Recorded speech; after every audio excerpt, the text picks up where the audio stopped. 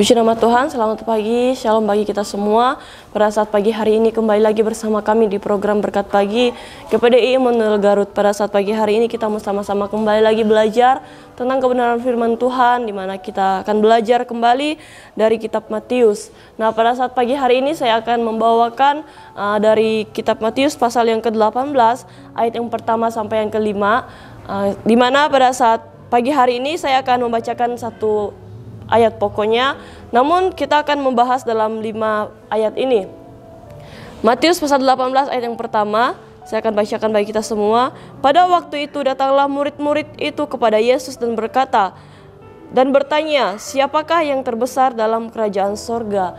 Dimana bila kita melihat dalam kitab ini, pasal 18 ini, di sini murid-murid Yesus bertanya kepada Yesus dan mereka bertanya siapa yang terbesar dalam kerajaan sorga. Bila kita melihat lagi, di mana di sini jawaban Tuhan Yesus sungguh mengejutkan, sungguh di luar dugaan para murid-muridnya yang mendengarkan jawaban yang Tuhan Yesus sampaikan kepada para murid-murid Tuhan. Sebelum saya menjawab siapa yang terbesar yang akan masuk dalam kerajaan sorga, kita mau sama-sama terlebih dahulu membahas tentang bagaimana syarat seseorang untuk dapat masuk dalam kerajaan sorga. Bila kita melihat dari ayat 1 sampai yang kelima di sini Tuhan Yesus memberikan suatu contoh lewat seseorang anak kecil. Nah, bagaimana syarat untuk kita dapat masuk dalam kerajaan sorga? Bila kita melihat di ayat yang ketiga, pasal 18 ini saya akan bacakan lagi.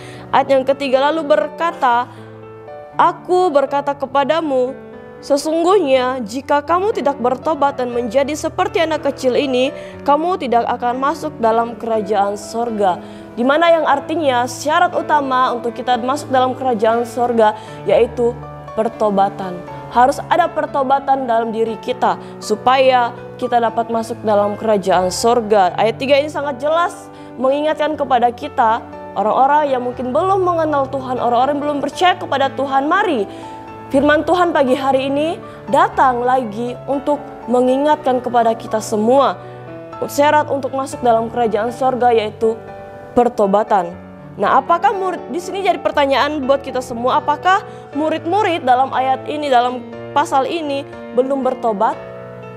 Bila kita melihat kembali, pertobatan sejati adalah bukan hanya kita lahir baru saja.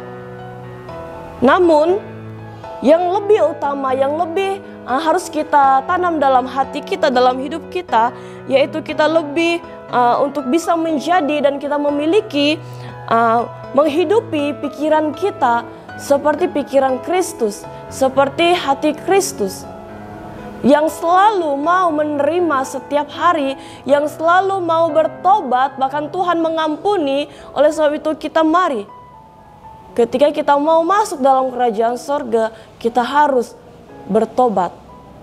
Nah, bila kita melihat lagi di ayat yang ketiga tadi, di mana di sana perkataan Yesus kepada murid-muridnya.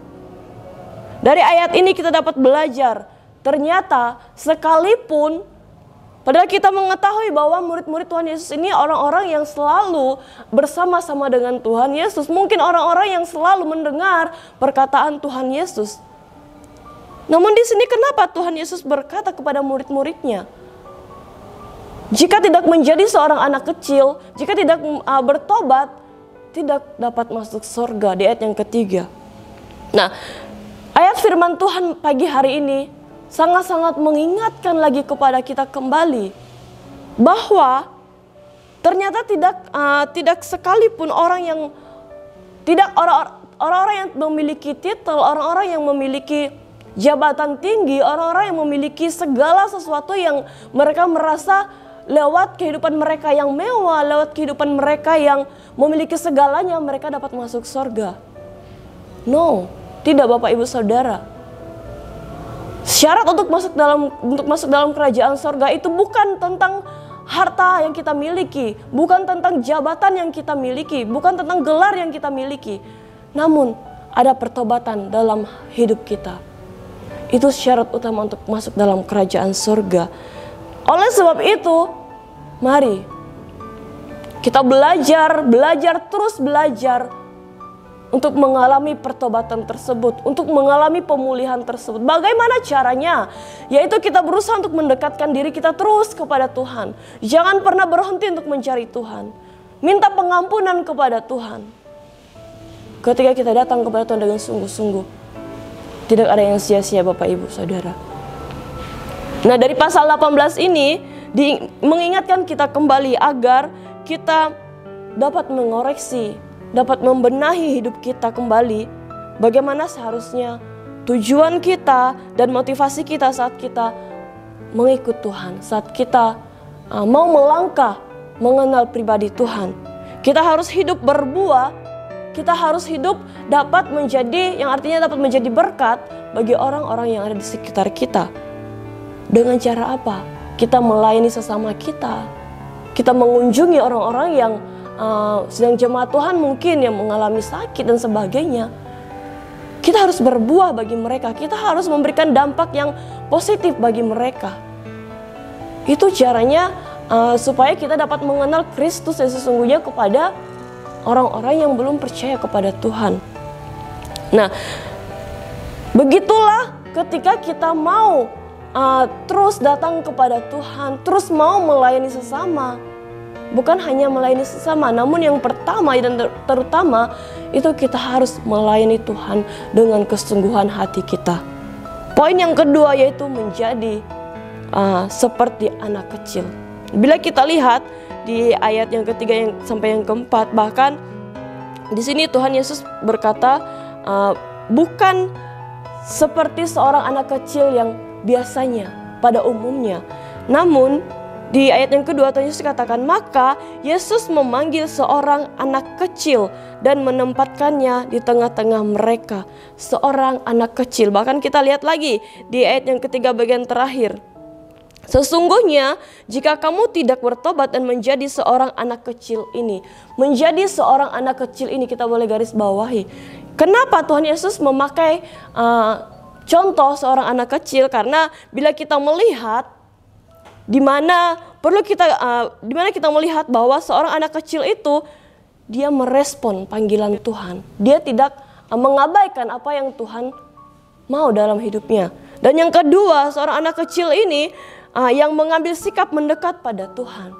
Yang selanjutnya, anak kecil yang tidak minder ditempatkan di tengah murid-murid Yesus. Bayangkan, cuman seorang anak kecil loh, tapi dia tidak minder. Dia percaya bahwa Tuhan menempatkan dia di tengah-tengah murid-murid Tuhan. Itu ada maksud dan tujuan Tuhan. Sebagai apa? Sebagai contoh. Buat kita dapat teladani. Untuk kita dapat terus mengejar yang namanya pertobatan tersebut. Untuk kita terus, jika kita mau masuk dalam kerajaan surga, kita mau seperti anak kecil ini. Yang terakhir itu anak-anak kecil yang percaya kepada Tuhan. Belajar dari seorang anak kecil ini. Kita pun perlu memiliki sikap hati yang siap merespon panggilan Tuhan, mendekat pada Tuhan, bahkan siap ditempatkan di mana saja seperti seorang anak kecil ini yang merespon panggilan Tuhan dengan benar. Dan ketika Tuhan menempatkan dia di tengah-tengah murid-muridnya, anak kecil ini pun tidak melawan atau memberontak. Nah, jadi siapa yang terbesar dalam kerajaan sorga? Kita baca ayat yang keempat. Di sana firman Tuhan, sedangkan barang siapa merendahkan diri dan menjadi seperti anak kecil ini, dialah yang terbesar dalam kerajaan sorga. Siapa yang layak untuk masuk dalam kerajaan sorga?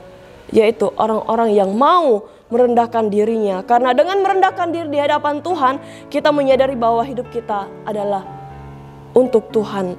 Dalam Roma pasal 11 ayat yang ke-36 di sana dikatakan bahwa sebab segala sesuatu adalah dari Dia dan oleh Dia dan kepada Dia, bagi Dialah kemuliaan sampai selama-lamanya. Oleh sebab itu, mari belajar untuk kita merendahkan diri kita di hadapan Tuhan. Puji nama Tuhan, inilah kebenaran firman Tuhan.